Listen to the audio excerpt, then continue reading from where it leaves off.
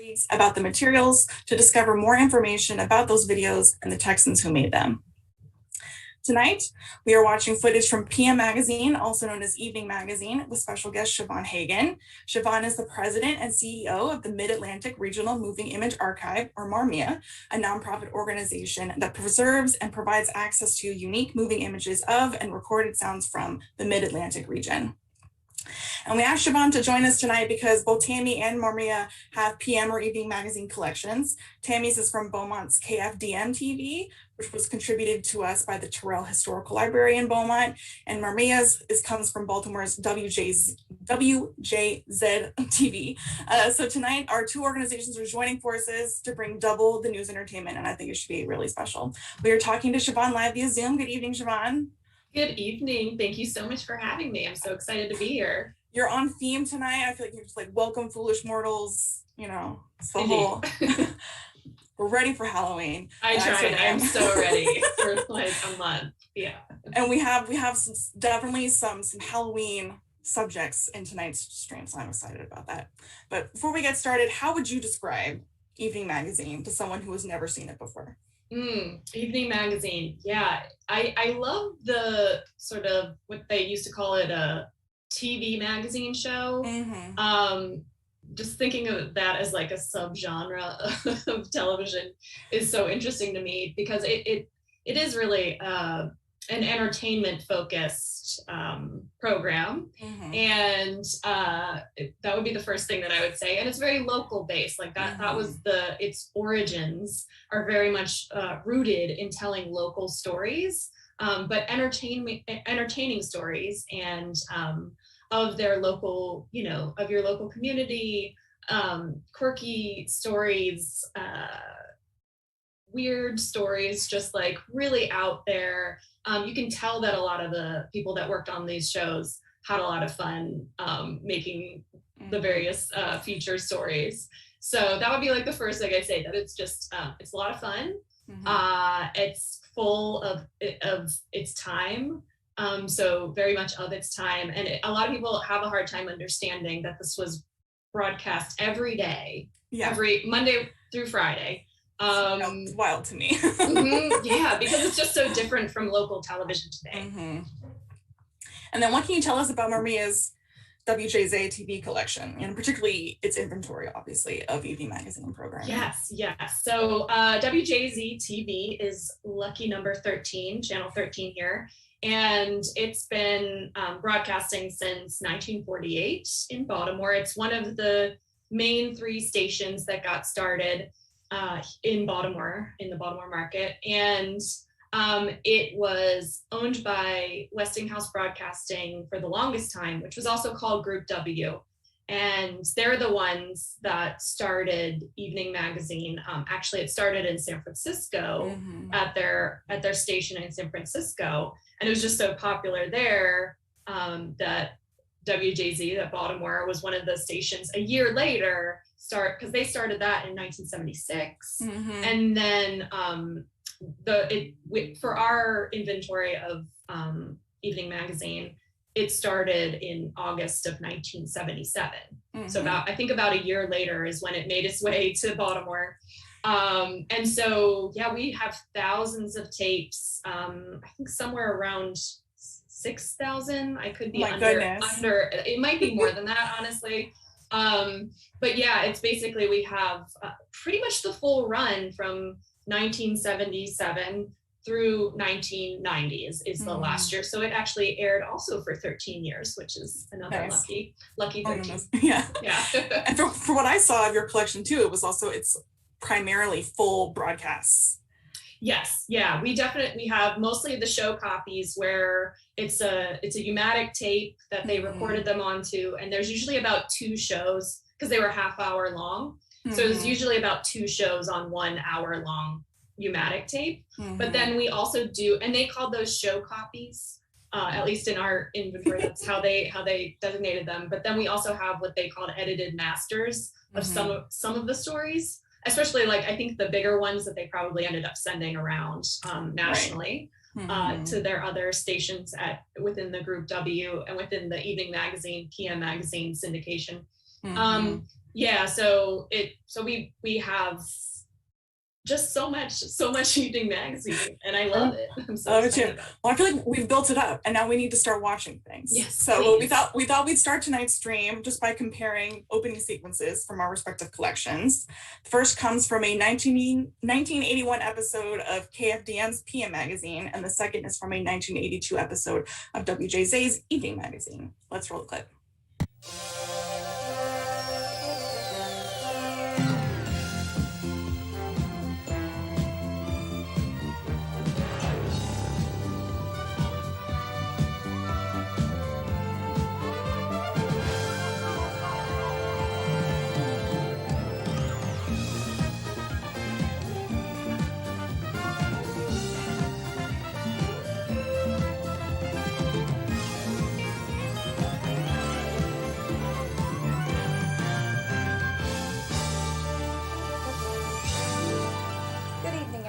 Welcome to PM Magazine. I'm Ana Chavez. And I'm Frank Kerr. And we're here at the Jefferson Theater watching the Junior Forum auditions for their upcoming Follies. And it looks like fun, but hard work, doesn't it? It does. You know, and Ana, I bet a lot of these girls, if they practice hard enough, someday they could make it to the movies or a television show. You never know. That's right. A television show maybe like Dallas. That's right. We're going to talk about Dallas tonight. That's the show that, of course, that everybody's talking about. We're going to find out how Dallas has revolutionized TV viewing. And in tonight's second story, we're going to go on a grueling 35-mile ski race. And the ski racers in that one come from all over the world. In our departments, Marlene Gaddaly shows you how to needlepoint a rainbow. Captain Garrett tells us the best season to exercise. And Joan Embry introduces us to one of the strangest creatures at the San Diego Zoo.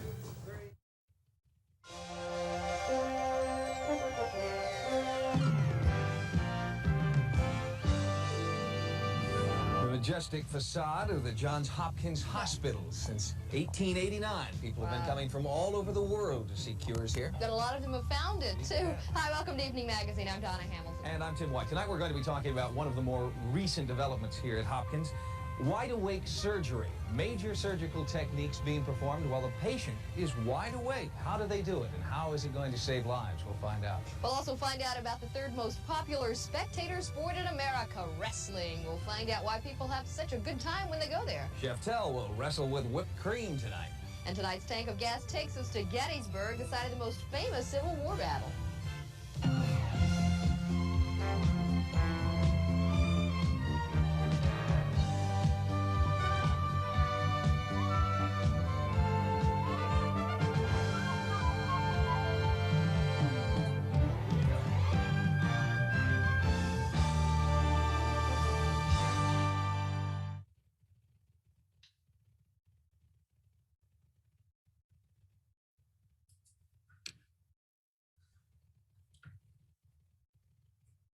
I'm just like bobbing my head down to the opening Totally. music. But so some obvious similarities, but some structural differences too. I think both use animation provided by Group W Productions, as you were talking about with the Westinghouse, also known as Group W, which, as you said, was the station owner that created in San Francisco and then syndicated Evening or PM magazine at its own stations and then at other stations. Both sets of hosts introduced the night's program on location to maintain that local focus, so it's got to be local. But then it seems like the stations had some leeway, obviously, in the show format. You know, these aren't carbon copies. Speaking for the PM magazine one, you know, ours is a 30-minute program that consisted of 2 feature stories produced by KFDM and or another station, as well as what they termed PM magazine departments, which was a trio of rotating syndicated segments offering lifestyle and consumer tips. And how does that match up with your collection, Siobhan? Yes, pretty much exactly. I mean, I think there was a Captain Carrot in there or something. Yep. I'm sure we had something similar. Mm-hmm. And yeah, definitely had the different departments, the like forced segues from topic, you know, like it would just be like anything that they could think of or see to like go from one story to the next, and just like the bad dad jokes regularly happening with these, the wraparounds, I think were what they're called. And yeah, and there was, especially earlier on, they had a lot of like exercise videos too, like the health and fitness department. It'd be like, if you're at home and you're cleaning, like here's how you can burn more calories by holding the vacuum like this way. Wow. Yeah. Yeah, it had another one that I was looking at to maybe include. It was like one of the departments was like showing the latest in pet accessories, and I was just like, this is just peak local television. Yeah. But yeah, but you brought up Captain Carrot. Yeah, we have Captain Carrot. We also have Chef Tell showing up in ours, and those are just a few of the, I guess, like national on-air personalities. Right. That stations from anyone can use. And I always find Chef Tell, whose real name was Friedman Paul Erhard, particularly compelling, given how ubiquitous cooking demonstrations are to current television programming. I don't know how many of Chef Tell's segments you've watched, Siobhan, but like they're just a lot rougher than what we're accustomed to now. I don't know. He was also, according to his obituary, this is apparently contested that he was like an inspiration for the Swedish Chef on the Muppets. That's the main thing I remember. I don't know the veracity of that statement, but there are people that say Good enough for me. You know, and I can see it. You know, he's German, he's not Swedish, but I mean, yes, these details matter not. No. He's got an accent. For our next pair of clips are going to help us explain what exactly PM or Evening Magazine was and how it was made. The first comes from a 1989 WJZ. I don't know why I'm having some trouble with Z today. Anniversary special. While the second part comes, the second was part of a KFDM feature that aired before PM Magazine's first broadcast in 1979. Let's roll the clips. The show has changed many times over the years, and there have been many faces, but one thing hasn't changed. Evening remains Baltimore's only locally produced television magazine. And today the co-hosts are Donna Hamilton and Steve Egerson. Here we are. From the Evening Van. What's unique about Evening, it seems to me, there are a lot of magazine shows on television, but it is a locally produced show, so you really do get a sense of the city when you watch Evening. I think that is the great thing about a show like this, because while you can have stories that come from many different places and be of national interest, we can also do things that pertain only to here, only to Baltimore, and only to Maryland, which is great. I think that's probably one of the big secrets why Evening Magazine's been around for 12 years. How many programs have come and gone in 12 years? Real people, that's incredible, the wonderful world of people. But Evening remains because we're reporting on what's going on in Baltimore and sending those stories across the country to our partners in the Evening Magazine Cooperative. They're sending us stories, and we can share them with people here. Bringing PM Magazine to you is a long process, and it all begins back at the station. Ideas find their way out of our weekly meeting and into letters, telephone calls, just whatever it is that we need to do to set a story up. And that's when the work really begins. The next step in the story process is going out on location, and that takes a long time, sometimes from 2 hours to 2 days, of course, depending on the story. Now, that's what makes a PM Magazine story work so well. We like to take the time to get everything you would want to know about that particular story. Now, when we're out on location, there are a lot of things we have to worry about. Lighting and sound and, of course, background, and you have to have the pictures to make the story work so well. And it takes a great deal of time to get all of that. And even when you're done with all that work, there's still even more to do when you get back to the station. That's right, John. Shooting time can almost double in production time when the videotape is brought back to the station, viewed, and discussed. At that time, there are lots of decisions to be made by the PM staff. How to write the story, which pictures to use, which part of the interview to use, and what music will go with that particular story. All of this is done with one thing in mind, and that is to bring you the most entertaining, exciting, and understandable story that we possibly can. All right, so you talked about this a little before, but in more detail, what do you know about the origin story of Evening Magazine? So it started in San Francisco in 1976. Right. Group W, like what were the circumstances, like why this kind of show came about? Right, yes. And I think that they called it like Evening Monday, Tuesday, Wednesday, Thursday, Friday show, or something that just rolls off the tongue like that. Really memorable. So they figured out that Evening Magazine worked better at San Francisco, and it was really popular. And then so it went out to WJZ, all the other Group W stations, because they owned a bunch. So, and there was, I think, Boston, Philadelphia, maybe even Pittsburgh too, and then Baltimore. And basically it was called Evening Magazine there as well, just keeping up with that. And the whole point of it, like, I think the main thing was that the FCC what the Federal Communications Commission, they had enacted in the early 70s this primetime rule, primetime access rule, the PTAR, and that basically it was trying to keep the, the three main networks from having like all network programming all the time. Right. So they were trying to have a lot more local programming and regulate that a lot more. So especially during prime time, which was the main time people were watching TV. This is all like stuff that, some people might not know about or need a little refresher on. Yeah, in the days of streaming. Exactly, yeah. The users are like, what is prime time? Right, exactly. Like, is that viral? Yeah. Yeah. So for this prime time slot, that's where they put evening, and this half hour, I think it was like 7:30 to 8, Monday through Friday. And so that, appeased the FCC and that rule. And then also Group W loved it because it was so popular in every market, because people were seeing themselves on TV. Like what's not to love?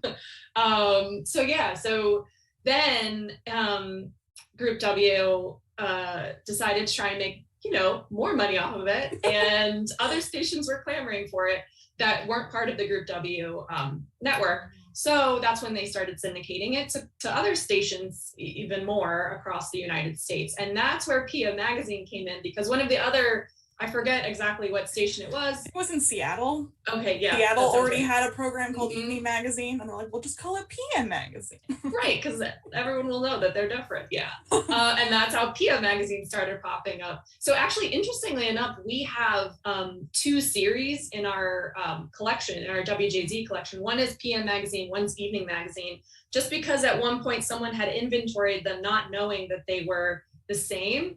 And they just saw the stickers, because apparently at our station, they just got whatever stickers Group W sent them and used them. So sometimes it has the PIA Magazine logo on it, sometimes it has the Evening Magazine. So they're actually in our collection, they look like 2 different things, but they're the same. So All that.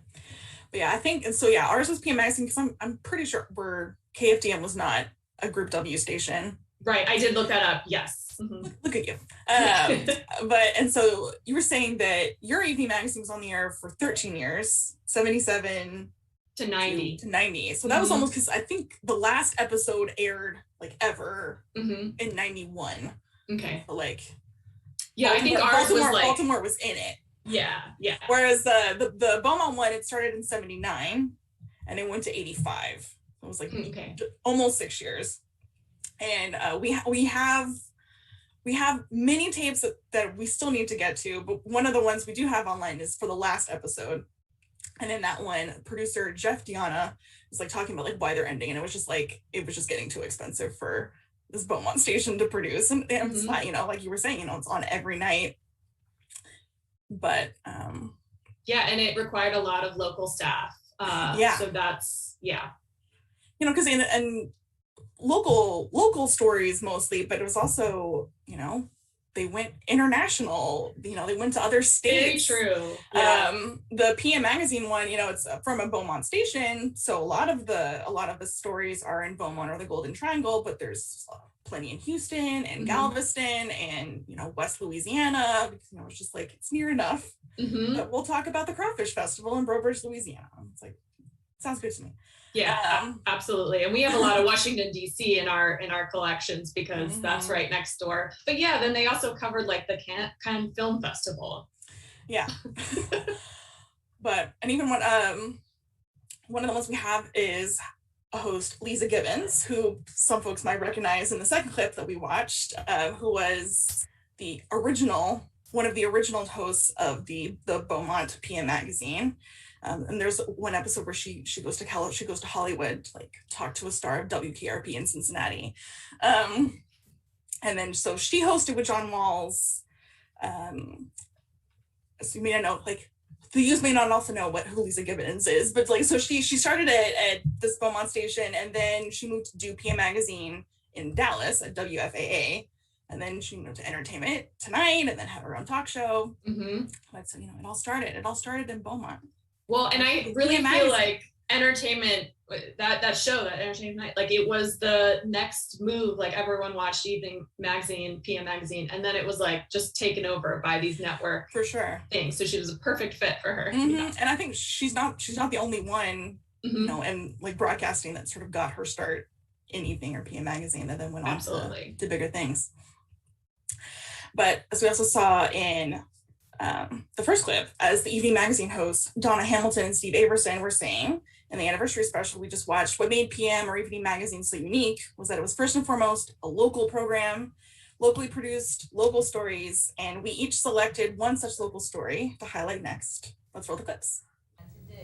English teacher Belinda Radcliffe had a lot of material to pack into a 6-week class schedule.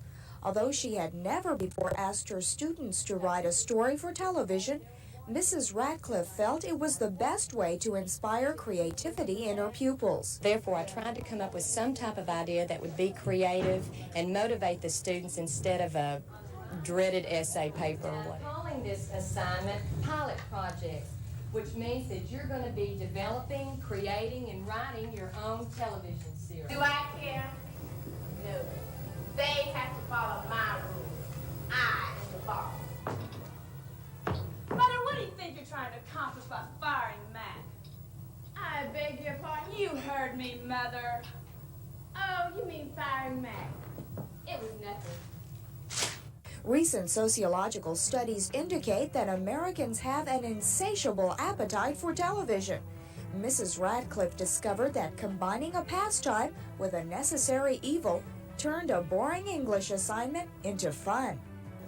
Basically, I think they've learned how to interact in a group. I feel like they have not been stifled. They have not had something that they have to go by, such as guidelines. They have been able to have the creativity that they need, and they motivated themselves. I'm very proud of them, for one thing, all of my groups. They've really worked hard. They've been prepared for freshmen. This is something that responsibility they haven't learned, I don't think, yet, but this just proves that they've just done a super job and they can handle responsibility and take the initiative. We were meant to be together. I mean, we had a lot of fun, and we've known each other for a long time, and we just seemed to fall in. At first, we didn't have but 5 in our group. The teacher added on 2 to our group, and it turned out to be real good, and it worked real well. On Halloween night, these pint-sized witches and warlocks will be ringing more doorbells than the Avon lady. And if you insist on adding to the ghost and goblin population this weekend, remember that you may get more tricks than treats. Hi, I'm Vashti McKenzie with a few Halloween alternatives and precautions. To keep your costume characters at home, organize a neighborhood party or take them to the Baltimore Zoo for a Halloween happening on Sunday, October 30th. Wear a costume and get in for free to a party that includes all the trimming, free popcorn and bobbing for apples. But you haven't lived until you bob for apples with the elephants, Dolly, Val, and Anna.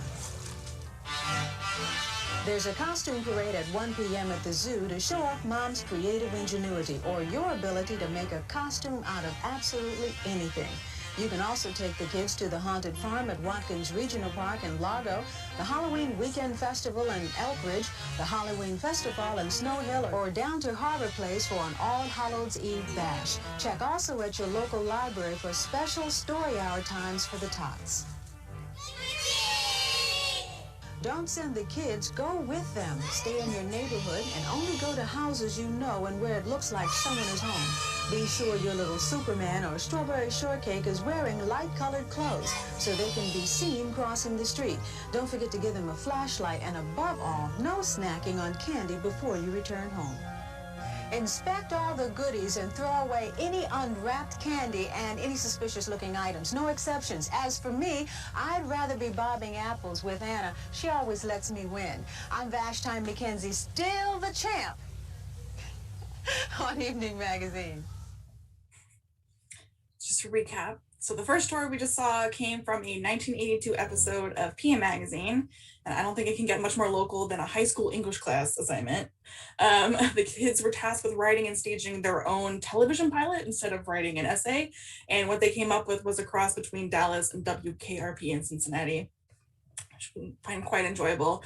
Our TAMI's managing director has been trying to locate these students from this production and has been unsuccessful so far. So if anyone watching knows the Jasper High School students who put on The Private Lives of Jackie St. Clair in 1983, we would love to get in touch. Getting a message in the chat from Elizabeth. She wants to see the full thing. I do too. There's more. There's even more of the production that's in the PM Magazine segment that's on TAMI's website. And I want to know what happened to that girl's head. That's true too, yeah. What was the Band-Aid from? She seems to have a lot of disgruntled employees, so I don't know. But, and then Siobhan, yours is a very seasonally timed pick from a 1983 episode of Evening Magazine. And what did you like about that story? Oh my gosh, mostly just the kids being adorable in their costumes. That's just my absolute favorite, is like all the Star Wars characters, which is still relevant, of course. Right. Strawberry shortcake, there were at least 2 strawberry shortcake I saw in there, which I don't think is as relevant, and that's a crying shame, I think. But yeah, and just like, obviously, it's like throw a local place in there. So they went to the zoo a lot. That was a popular place for them to be like, and my elephant friend here. So that's always fun, and just being like going down the list of like what you can do for your Halloween is so much fun to me, to be like, where's that place? And do they still do that? And it's just so specific. I love it. Yeah. And was it pretty common for Evening Magazine to talk about things to do in Baltimore that week? Absolutely. Every week it would be like, what to do this weekend. Yeah, absolutely. That's so funny, because you were talking about how, your collection is primarily, pneumatic tapes, hour long with 2 full episodes. Most of what TAMI's PM Magazine collection are just the sort of like produced segments, stories. We have a few full episodes, but it's mostly just a segment. So I'm like, I don't know if they were doing that, like, here's what to do in Beaumont as much. I don't know, maybe they were. It happens sometimes in the full episodes, but mostly just seeing the stories.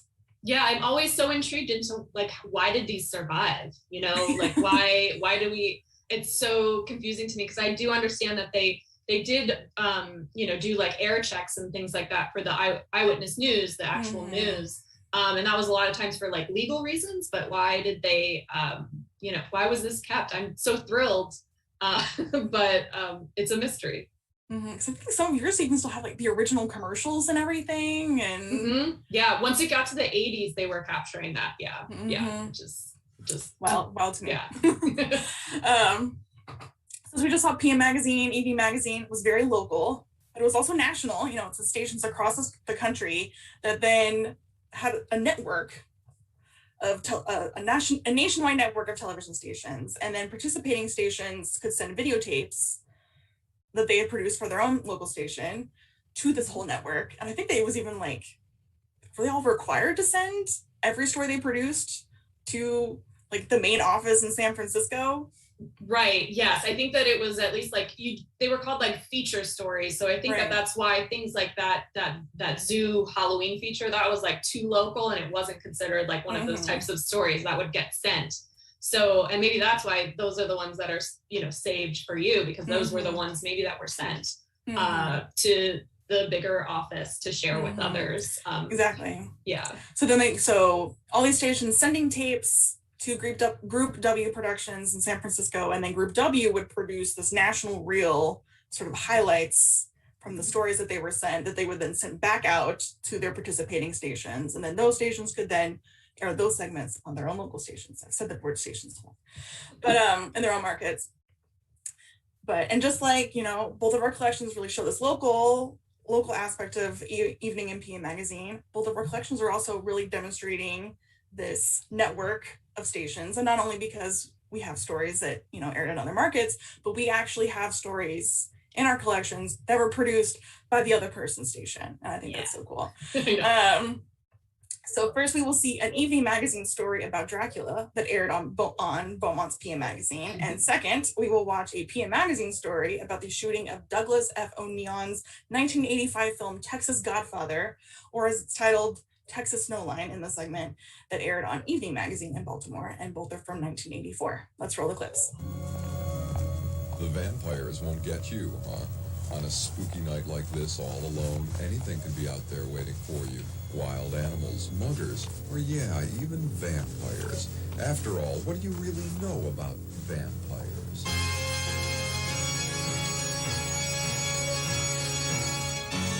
Vampires, the evil undead who rise to drink the blood of the living.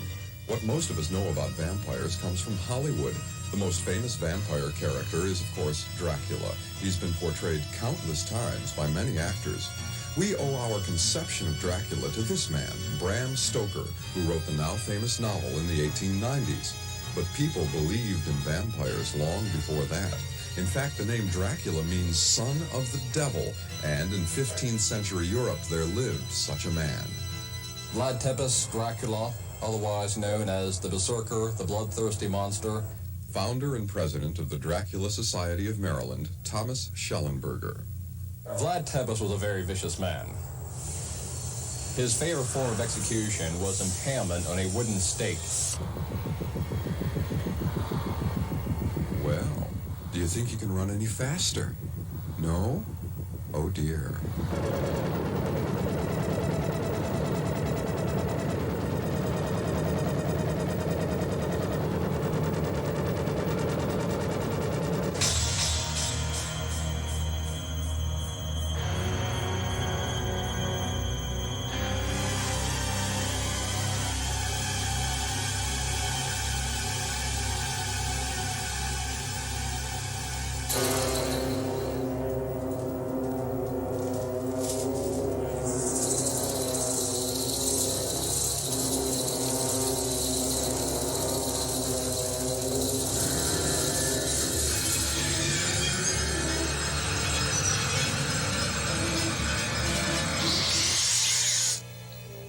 Told you vampires are very clever, remember?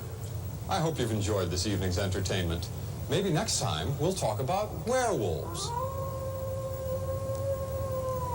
Or maybe you'll find out all by yourself.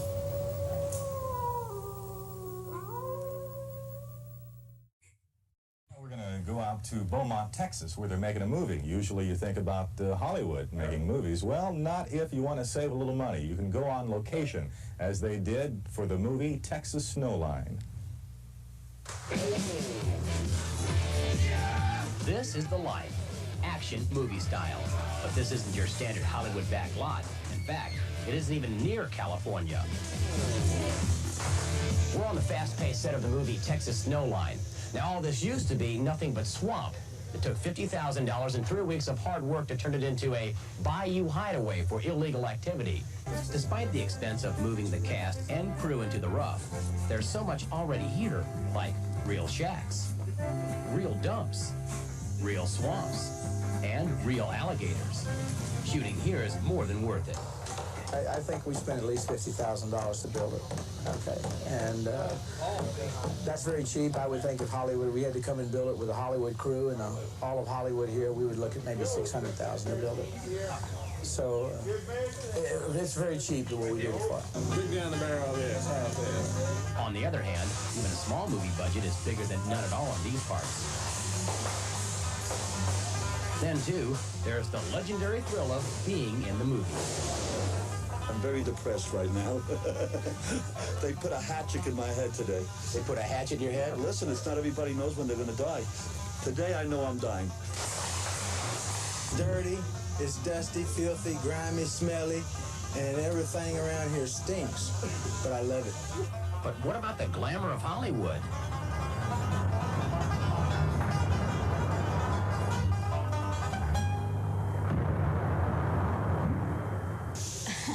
There's definitely no glamour out here. You want to see glamour? Texas Snowline will be out in November. By that time, this crew will be long gone from this swamp. but you get the feeling things around here will never be quite the same again.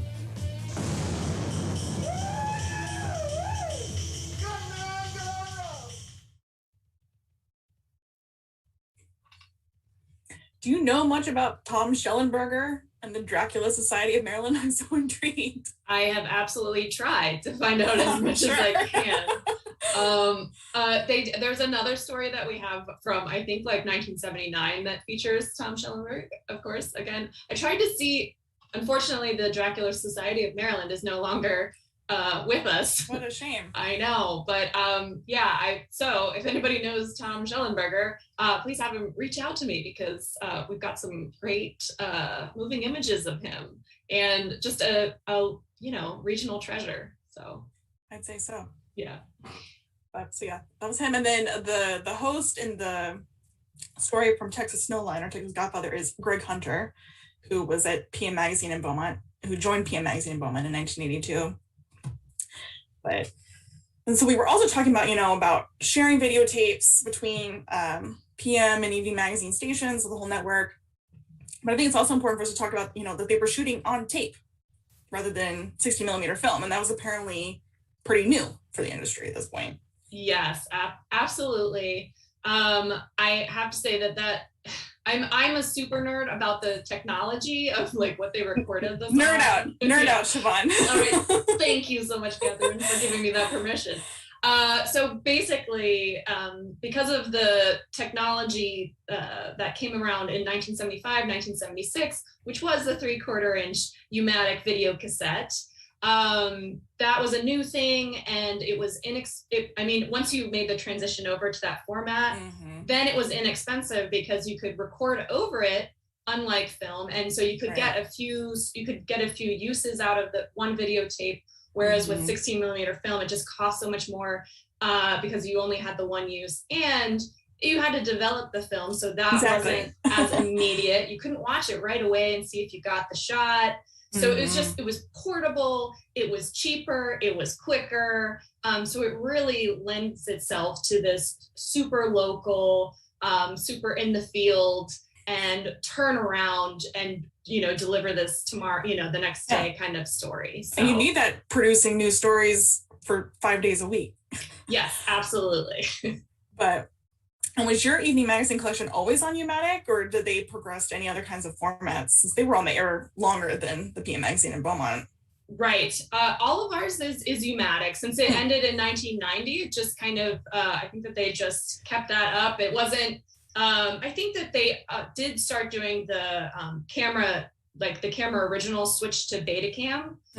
So we do have some camera originals that are in Betacam, actually, now that I think about it. But the show copies and things like that, they just kind of kept doing those on U-matic, because it was still kind of around like late 80s, right at the cusp of 1990. So. And then it's also, I feel like, important when we're talking about format, is that since it's on tape, it's that, that much more susceptible to degradation now, and its lifespan is that much shorter than film, especially, making the need for digitizing it as soon as possible that much more critical before it just disintegrates and we lose all of this evening PM magazine goodness. Absolutely. There's a term called degradescence that comes from two terms, because it's the degradation of the tape and then the obsolescence of the equipment, because this equipment hasn't been manufactured in forever, and you need it in order to digitize it. So we're all, I know Tammy's struggling trying to find the equipment and the resources to get them fixed and run, and we are as well every day. And we had a comment from Fiona asking about the title of the movie in that segment. In the segment, they're calling it Texas Snowline, which was its original title, but then they changed it to Texas Godfather upon its release. So here you go, Fiona, you can look that up. Shot on location in the bayous of Beaumont, apparently. But to close this evening's program, I wanted us to each share a personal favorite from our respective collections, which was certainly a tough call for me. I don't know about you, Siobhan, because I have so many favorites. So hard. And as tonight's stream hopefully demonstrated, PM or evening magazine can just be immensely entertaining and just plain wacky too. So let's roll the clips.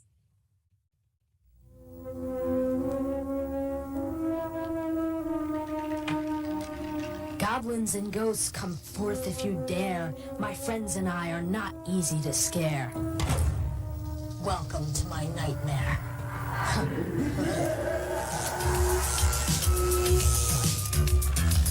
A scream and a cry lead me to a dark room where old Dr. Frankenstein plots death and doom. The object of menace, my pal Dennis, and another, my brother.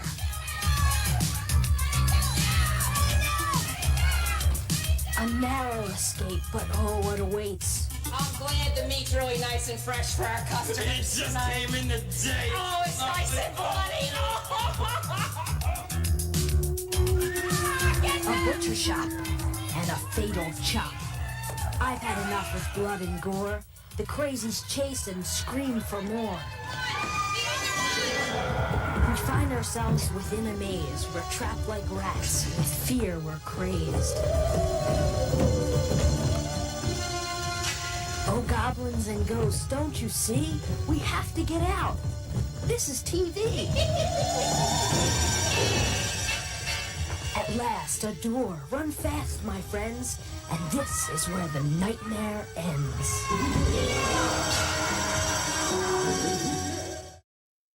Nowadays, every time you turn around in Texas, some armadillo is staring back at you.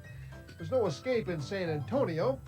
Their basketball team parades their motorized mascot out at halftime. Out in Dallas, it's armadillos and head-to-head competition to see who's the fastest one in the land. And there's armadillos for research, armadillos for dinner, pewter armadillos, porcelain armadillos, stuffed armadillos, armadillos on canvas, armadillos on wheels, and even, we're told, giant beer-consuming armadillos. But I'm telling you the truth, officer. A giant armadillo drank all the Lone Star. I mean, it just sucked my truck dry. Giant armadillo. But you better warn the people. You couldn't have asked for a more unlikely hero. You gotta believe me. Armadillos are an ugly critter, which couldn't win a beauty contest in a million years. But in a Texas popularity poll, these guys might just outdraw the man in the White House. In fact, the Texas state legislature is currently considering making the armadillo the state animal. And folks in the Lone Star State couldn't be happier. It's just like a fad. Everybody follows the fad, and it just got started as a good... Everybody thinks Texas is neat, you know, because if you're a Texan, Texas is the greatest place in the world. And that's our graphic symbol, I think, for right now. Now, the forgotten ones in all of this are the armadillos themselves. Stuffed, mounted, bought, and sold, just terribly exploited. Well, we sought out one indignant fellow, Arnie Dillo, who at the great risk of being caught and turned into a flower basket, came forward to speak his mind. Incognito, of course. Arnie, I can see by the look of you that you're not only ugly, but you're not a happy armadillo. And yet you're more famous now than ever. Sure, Frank, but what has it gotten us? At least your kind get royalties when your name is used. What do we get? Nothing at all. Zippo. You sound angry. Wouldn't you be? Oh, sure, I'm famous. But I can't even come out of the forest without somebody trying to grab me and put my face on a t-shirt. They track us down like animals. What could be more heart-wrenching than a good old-fashioned, tear-jerking armadillo wedding? Best man of poodle, maid of honor, Jumbo. If there is anyone who knows why this couple cannot be legitimately joined in marriage, speak now or forever hold the pieces. I just want to know what you think about armadillos getting married. It's okay, I guess. I mean, did you think that was normal? No.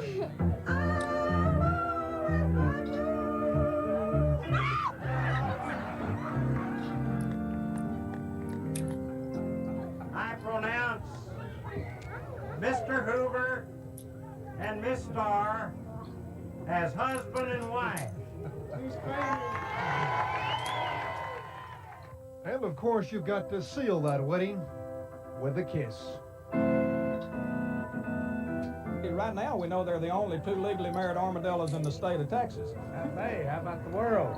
The world? I've never seen armadillos get married anywhere else. Well, that's true enough. Now, if all of this has struck you as just slightly ridiculous, you're not alone. But isn't it nice at a time when folks are being given less and less to smile about, and when we're all perhaps taking life a little bit too seriously, that Arnie and his buddies can bring a little whimsy to our lives.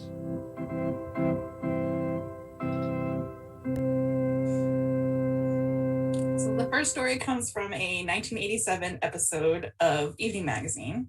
And I saw the online record for this video refers to this program as For Kids' Sake with Jason. Was that a regular segment on Evening Magazine? Yes, it was. It was. And it was hosted by Jason Weiner, who was a teenager at that time, and actually ended up being a very well-known director and producer. And he was actually executive producer of the show Modern Family and a couple other shows under his belt. So, but this was his breakthrough role, I guess. Yeah, really. But this one, like, normally he's like going and interviewing people and doing kids stuff, cool kids stuff that kids can do. But yeah, this was just like very different and fun and Halloween-y. Yeah, exactly. And then the second story we saw comes from a 1981 episode of PM Magazine. And I just vividly remember seeing this for the first time. I was working on many PM Magazine tapes and came on this one because it just continued to top itself. You know, I couldn't, because for me, it seemed to peak at the interview with an incognito armadillo that they like warbling his voice for his own protection. I was like, how can this get any better? And then we end with an armadillo wedding that's attended by a poodle and a baby elephant. I was like, both of our collections had elephants this evening. I was like, how does that happen? But it just felt like perfectly Texan and perfectly PM Magazine, you know, armadillos. Totally. But we have a great question from the comments from Lucas about, do you think the popularity of scripted television had anything to do with the end of television magazines, or was it mainly to do with cost, do you think? Yeah, I lean more towards cost. Yeah, absolutely. Yeah. I mean, it seems to me that it just, to have a million of these little, you know, markets where there were just such large staffs at these stations to put on these shows. And if you could just downsize that, and then everybody watches the same thing. Because each, you know, while we're sharing stories, you know, sure, WJZ shared a story here, and, you know, the Beaumont station shared one there, but everything else, the wraparounds, the, you know, Captain Carrot or whatever, those are all local. So they had to have a whole crew on staff that you didn't see. And so if you could eliminate those jobs, then it's basically, and then you have just network programming all the time where you just make it in New York or LA or whatever, and so much less money. And now it's all, you know, Paramount Plus, right? So yeah. Which I feel like gets me to my wrap-up question for you, Siobhan, which is, I know local television is a professional priority for you, and it is for TAMI. And what value do you see in preserving local television and programs like PM or Evening Magazine? Well, other than Armadillo Weddings, exactly, which is beyond the entertainment value, which is great. Yeah, I mean, it's too obvious to really have to explain there, but basically, to me, you know, by preserving the local television content in each community, then together, when you put them all together, like tonight, I think is a perfect example of how they tell a story of the whole United States, and at a really hyper local viewpoint and perspective that you don't get anymore. And being able to hear these voices and see these faces of your neighbors on broadcast television. That's a really important thing that we take for granted now. And that I think that the more people see of what we have and what used to be broadcast on local television, I feel like the more they want. So, I really encourage folks, if you enjoyed this tonight, then there's plenty more where that came from, both at TAMI and at MARMIA. So please reach out. Where are the other Evening PM Magazine collections across the country? Because there were at least, I think, 10 stations just in Texas that had a PM Magazine And I'm pretty sure that the Bay Area Television Archive has at least some of the evening magazine from I mean, you would hope, like, since that's where it all started. Right. Yeah. San Francisco. Yes. Yeah. Yeah. I would love to have, so if you know of a station archive somewhere that has evening or PM magazine, please let one of us know so we can kind of keep a list of this together. Because that's the main thing too, is by us all pulling our sources, our resources, and kind of banding together in a sort of network, we're stronger together, right? We can show the value of this, both entertainment wise, but then also I think just in learning more about ourselves from like more of a humanities kind of perspective. It's just so important. And I'm just so glad that you guys were able to have me here tonight. So we're so glad to have you. And I loved getting to see evening magazine produced by different stations. Personally dressed. Reach out. Any other PM magazine, evening magazine collections. Also reach out if you were at this Armadillo wedding, because we all still have questions. I thought I saw an 8mm camera in that footage, so somebody's got some home movies. Where's the corroborating home movie of the Armadillo way? Yes. Yeah. Oh my goodness. That would be quite the find. Well, thank you, Siobhan. This Interstate Regional Archive team up was such a delight for me. We are so lucky that you took the time to talk with us tonight. I want to thank the Tyrrell Historical Library for sharing its vast PM magazine collection with TAMI as part of the Texas Film Roundup, and MARMIA for preserving its incredible WJZ TV collection with digitized items freely accessible to stream on the organization's Internet Archive page, which you can access at archive.org/details/MARMIA. I also want to thank the Society of Southwest Archivists for their support in making Archive Dive possible.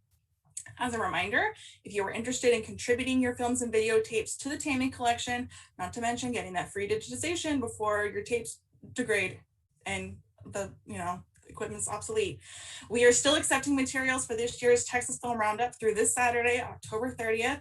Registration and additional details can be found at texasarchive.org/round-up. And I will say to the audience that if you enjoyed tonight's entertainment, please consider us, both TAMI and MARMIA, a tip.